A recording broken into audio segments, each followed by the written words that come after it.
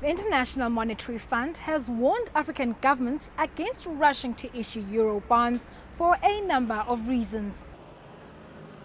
The global lender argues that these countries may face long-term unforeseen risk, like exchange rate vulnerability and ballooning debt. In recent years, more than a fifth of African countries have issued massive Eurobonds, a loan issued in euros.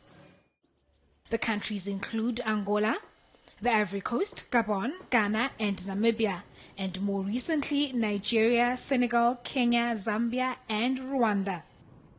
It's no surprise that bonds have become popular on a continent that's the world's second fastest growing region. They are, after all, the fastest way to finance infrastructure development. Analysts agree with the IMF.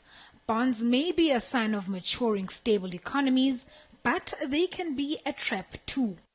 People are very excited about the prospect of a bond, but they don't calculate the risk and the actual amount that we'll have to repay should that bond be issued and what that would cost the country. So you start ending up finding countries indebted to these bonds and trying to pay them back and not giving the kind of returns and interest that they were looking for. There's countries that we can refer to, such as Greece, such as Ireland, which went into debt because they borrowed more than they could actually afford. And therefore they end up in a situation what we saw in 2008, 2009.